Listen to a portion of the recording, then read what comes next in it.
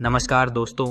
आज की इस वीडियो में हम बात करने वाले हैं अहमदाबाद के 15 साल के मासूम नयन संतानी की दर्दनाक कहानी के बारे में। एक ऐसी घटना जिसने न सिर्फ एक परिवार को तबाह कर दिया बल्कि पूरे देश के सामने यह सवाल खड़ा कर दिया, क्या हमारे बच्चे वाकई स्कूल में सुरक्षित हैं? 19 अगस्त 2025 की बात है।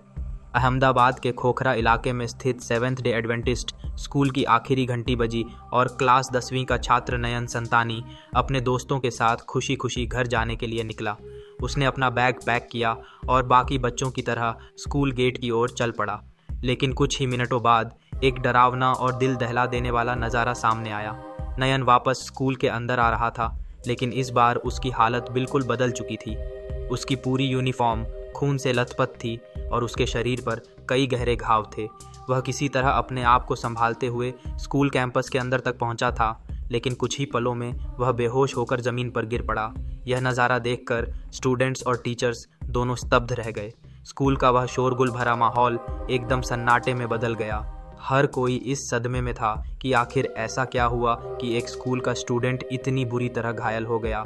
लेकिन इससे भी ज़्यादा गुस्से वाली बात थी कि अगले 15 से 30 मिनट तक नयन वहीं ज़मीन पर पड़ा रहा और किसी ने भी उसकी मदद करने की कोशिश नहीं की। रिपोर्ट्स के मुताबिक स्कूल के स्टाफ मेंबर्स और टीचर्स सिर्फ खड़े होकर तमाशा देखते रहे, जैसे वो कोई लाइव ट्रेजेडी शो देख रहे हों। किसी ने उसे उठाकर हॉस्पिटल ले जाने की पहल तक नहीं की। वो सिर्फ वहाँ खड़े रहे, कंफ्यूज थे और सिचुएशन को हैंडल करने का एक्टिंग करते रहे, लेकिन एक पल के लिए भी असली मदद करने कोई आगे नहीं आया। आखिरकार नयन के परिवार वालों को किसी तरह फ़ोन पर इस बात की जानकारी मिल गई। उसकी माँ और बुआ पैनिक में स्कूल पहुँचे।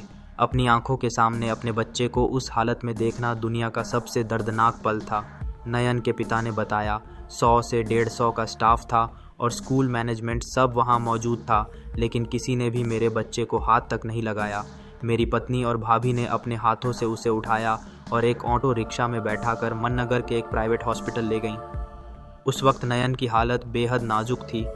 हर एक मिनट उसके लिए बहुत कीमती था, क्योंकि उसके शरीर से तेज़ी से खून बह रहा था।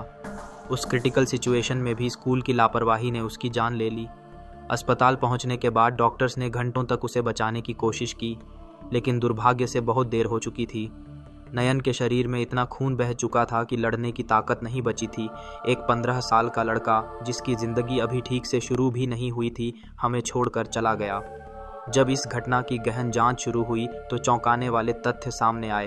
दरअसल यह घटना अचानक नहीं बल्कि सालों पुरानी दुश्मनी का नतीजा थी।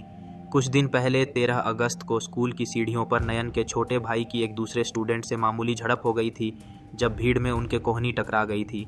इस छोटी सी बात पर बहस हुई और नयन ने अपने भाई का साथ देते हुए उस लड़के को समझाया। उस दिन लगा कि मामला शांत हो गया, लेकिन 19 अगस्त को स्कूल छुट्टी के बाद वही 8वीं कक्षा का स्टूडेंट अपने एक दोस्त के साथ स्कूल गेट के पास एक कॉर्नर में नयन का इंतज़ार कर रहा था। जैसे ही नयन निकला, दोनों ने उसका रास्ता रोक लिया। पहले तो बातचीत हुई, लेकिन वह बहुत जल्दी वर्बल अग्रेशन में बदल गई और फिर कुछ ही सेकंड में हिंसा में। आरोपी स्टूडेंट ने अचानक अपने बैग से एक पेपर कट्टर निकाला, जो देखने में एक सामान्य चीज़ लगती है, लेकिन जब किसी के शरीर पर बार बार और ज़ोर से वार किया जाए तो यह जानलेवा बन जाता है। उसी पेपर कट्टर से उस लड़के ने नयन पर कई बार वार किए। घायल होने के बाद नयन अपनी जान बचाने के लिए वापस स्कूल के अंदर भागा। इन्वेस्टिगेशन में पता चला कि नयन और आरोपी के बीच का विवाद कोई नया नहीं बल्कि लगभग 4 साल पुराना था। इस दौरान कई बार छोटी मोटी झड़पें और तनाव के पल आए, लेकिन स्कूल प्रशासन ने हर बार मामले को सतही तौर पर ही हैंडल किया। टीचर्स बच्चों को समझाते, एक दूसरे से हक करवाते और माफ़ी मंगवाकर मामला ख़त्म कर देते थे। स्कूल की सबसे बड़ी गलती यह थी कि उन्होंने नयन के पेरेंट्स को तो क्या, आरोपी के पेरेंट्स को भी कभी इस बारे में सूचित नहीं किया। जो झगड़ा एक मामूली फाइट लग रहा था, वह धीरे धीरे एक ज्वालामुखी बनता गया और एक दिन फटा। अगर स्कूल ने 4 साल पहले ही पेरेंट्स को शामिल कर लिया होता, काउंसलिंग कराई होती या सख्त डिसिप्लिनरी एक्शन लिया होता, तो शायद आज नयन हमारे बीच होता। इसके अलावा और भी चौंकाने वाले तथ्य सामने आए। घटना वाले दिन स्कूल स्टाफ ने एक वाटर टैंकर बुलवाकर उस पूरे एरिया को अच्छी तरह साफ़ करवा दिया जहां नयन बेहोश पड़ा था। इससे कई महत्वपूर्ण फोरेंसिक सबूत नष्ट हो गए। स्कूल के सीसीटीवी कैमरे का फुटेज भी गायब पाया गया। स्कूल में बच्चे खुलेआम नुकीली वस्तुएं और ब्लेड लेकर आते थे। जब उनसे पूछा जाता था तो वो सेल्फ डिफेंस का बहाना बताते थे। हैरानी की बात यह है कि स्टाफ को इन बातों से कोई फ़र्क नहीं पड़ता था। और बैग चेक जैसा कोई सिस्टम ही नहीं था। पेरेंट्स ने दावा किया कि इससे पहले स्कूल में 12 हिंसक घटनाएं हो चुकी थीं, जिन्हें हमेशा स्कूल प्रशासन ने दबा दिया था। साफ था कि स्कूल प्रशासन अपनी इमेज और पैसा बचाने के लिए सालों से ऐसी घटनाओं को कवर अप करता आ रहा था। उन्हें डर था कि अगर ये बातें बाहर आईं तो स्कूल की साख खराब होगी, एडमिशन पर फ़र्क पड़ेगा और उनकी आमदनी घट जाएगी। नयन के परिवार ने दुख की इस घड़ी में भी हिम्मत नहीं हारी और पुलिस में मर्डर की शिकायत दर्ज कराई। नयन के पिता का कहना है, मेरा बच्चा बहुत दयावान था और जाते जाते भी उसने अपने जीव का बलिदान दिया है। उसे इतना न्याय ज़रूर दिलाना कि उसकी आत्मा को शांति मिले। इस घटना की खबर जैसे ही मीडिया में आई, लोगों में गुस्सा फूट पड़ा। स्कूल के बाहर शुरू हुआ विरोध प्रदर्शन कुछ ही घंटों में एक बड़े आउटरेज में बदल गया। लोगों का गुस्सा इतना भड़क गया कि लोग स्कूल के अंदर घुस गए।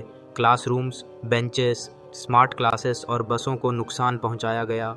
स्थिति को नियंत्रित करने के लिए पुलिस को बल्लम और क्राउड कंट्रोल टीम को बुलाना पड़ा। इसी बीच पुलिस ने एक बड़ा कदम उठाते हुए दोनों आरोपी स्टूडेंट्स को जुवेनाइल कस्टडी में भेज दिया। नयन के पिता का कहना है कि सिर्फ कस्टडी काफ़ी नहीं है, हमें सख्त कार्रवाई चाहिए।